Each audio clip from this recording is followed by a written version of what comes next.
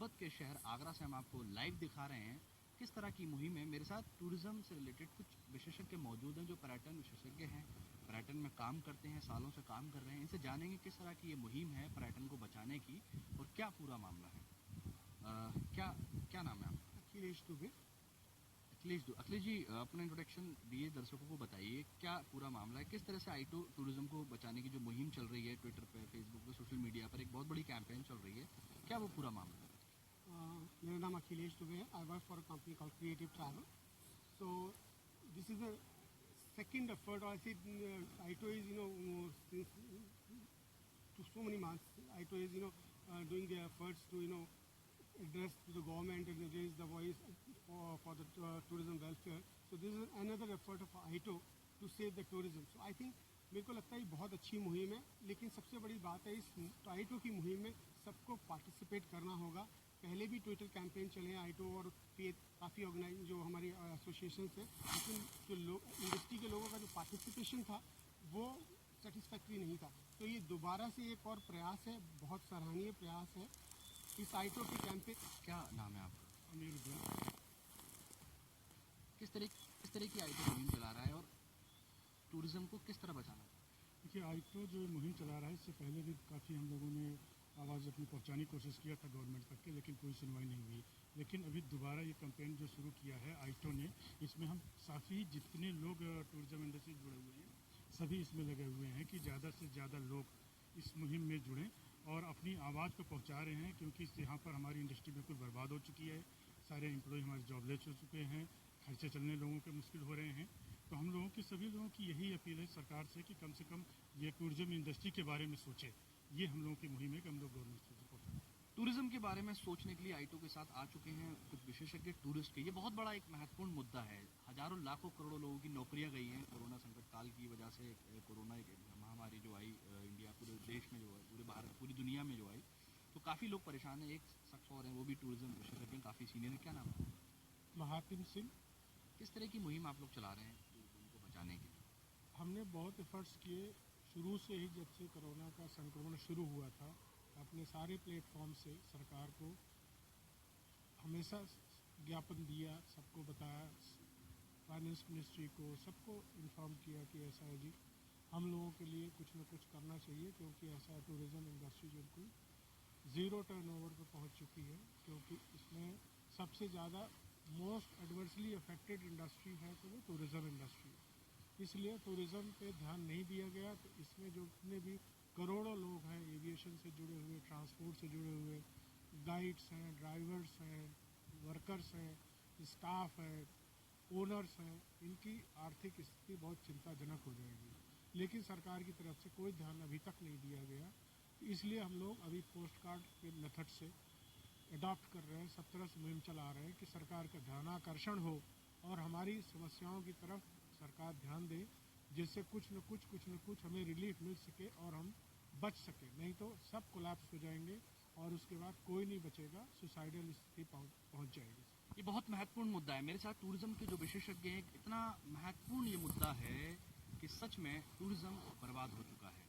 बहुत दिक्कत है। जो टूरिज्म से जुड़े जो लोग हैं, जो कर्मचारी हैं, चाहे वो होटल इंडस्ट्री के हों, एविएशन के लोग हों, चाहे वो ट्रांसपोर्टेशन के लोग हों, चाहे बात करें हम होटल इंडस्ट्री में काम करने वाले कर्मचारी हों, गाइड हों, या फिर ऑटो वाले हों, टैक्सी वाले हों, हर आदमी इससे सफ़र कर रहा है। ये बहुत बड़ा मुद्दा है और सरकार तक ये अपनी आवाज़ पहुंचाना चाहते हैं। जेके न्यूज़ 24/7 लगातार पर्यटन को बढ़ावा देता है, पर्यटन की बात सरकार तक पहुंचाने की पूरी कोशिश करता है। और मैं अखिलेश मेरे साथ हैं और जानते हैं। और अखिलेश जी, जिस तरह से क्या मांग है, सरकार क्यों ध्यान नहीं दे रही है?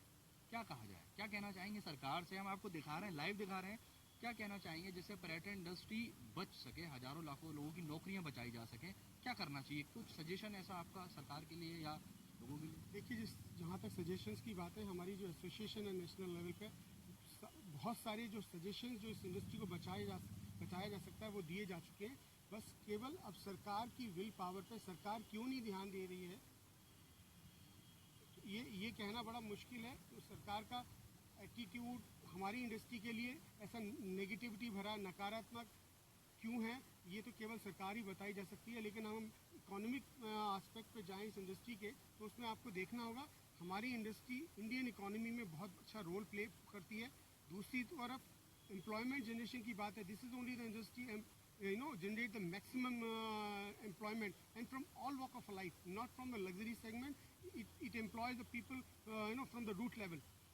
So I think सरकार का बहुत बड़ी जिम्मेदारी है इस इंडस्ट्री को बचाने के लिए. इंडस्ट्री बचाने की बात नहीं है, ये लोगों की जिंदगियां बचाने की बात है. तो ये बहुत बड़ी बात है. अखिलेश ने कही ये इंडस्ट्री बचाने की बात नहीं है, लोगों की जिंदगियां बचाने की बात है. आप होटल से हैं, आप अभी तक देखा जाए तो कितने लोगों की नौकरियां जा चुकी हैं कोरोना की वजह से? मैं समझता हूँ कि करीब 75 to 80% लोगों की नौकरियां जा चुकी हैं, और जिनकी अगर वो लोग जॉब पर आ भी रहे हैं, होटल से खोल दिया है, कोई रिस्पॉन्स नहीं मिल रहा है. लोगों को सैलरियाँ इतनी कम कर दी गई हैं कि लोगों को जीविका अपनी चलानी बहुत मुश्किल हो गया है कि किस तरीके से अपना भरण पोषण कर सकें. बहुत बड़ा मुद्दा है. मातम सिंह जी, आप ट्रांसपोर्टेशन में देखा जाए तो टैक्सी ड्राइवर बहुत महत्वपूर्ण होता है एक टूरिस्ट के लिए. जब एक टूरिस्ट चाहे वो रेलवे स्टेशन पर आए या एयरपोर्ट पर आए, वो टैक्सी ड्राइवर उसकी मंजिल तक उसको पहुंचाता है. तो आज किस स्थिति में है tourist taxi driver? Tourist taxi drivers अपनी EMI नहीं दे पा रहे हैं बैंक्स को, और सब घर बैठे हुए हैं.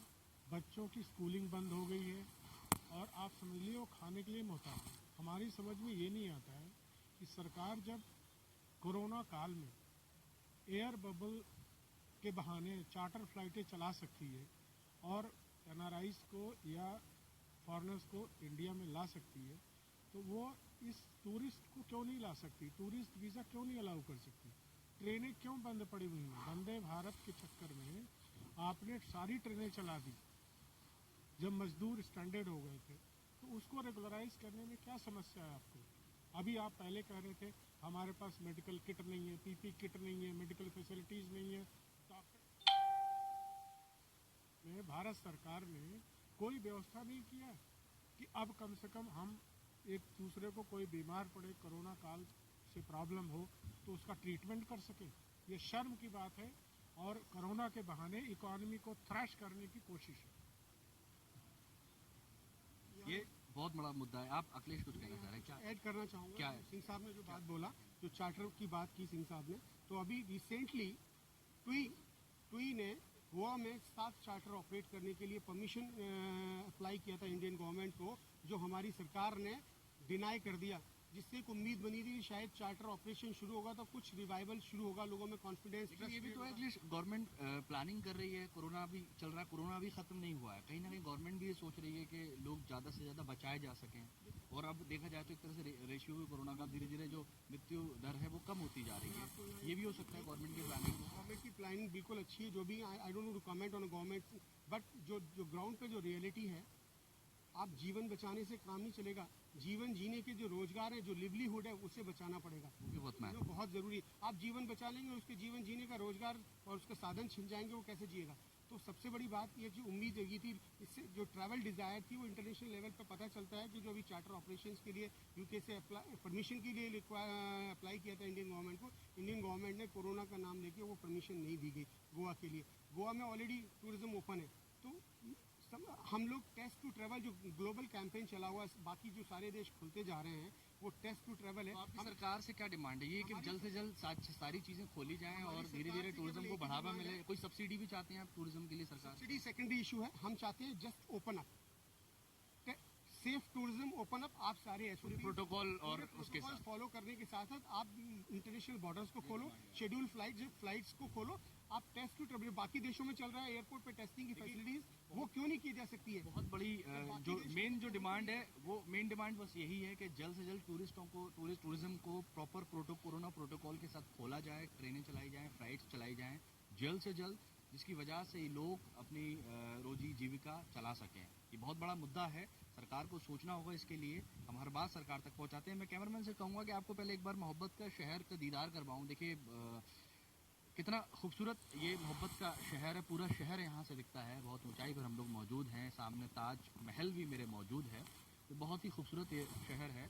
लेकिन जब टूरिस्ट ही इस शहर में नहीं आएंगे तो इस शहर का क्या होगा? इस शहर में जो लोग काम करते हैं, जो लोग होटल इंडस्ट्री में काम करते हैं, टैक्सी चलाते हैं, ट्रांसपोर्टेशन का काम करते हैं, जो पर्यटन से जुड़े लोग हैं, उनको बड़ी दिक्कतों का सामना करना पड़ रहा है. तो हम लगातार टूरिस्ट से जुड़े लोगों की, टूरिज्म से जुड़े लोगों की बातें सरकार तक पहुंचाने की कोशिश कर रहे हैं. एक बहुत बड़ा मुद्दा है. जल्द से जल्द सरकार इन लोगों की बात सुने.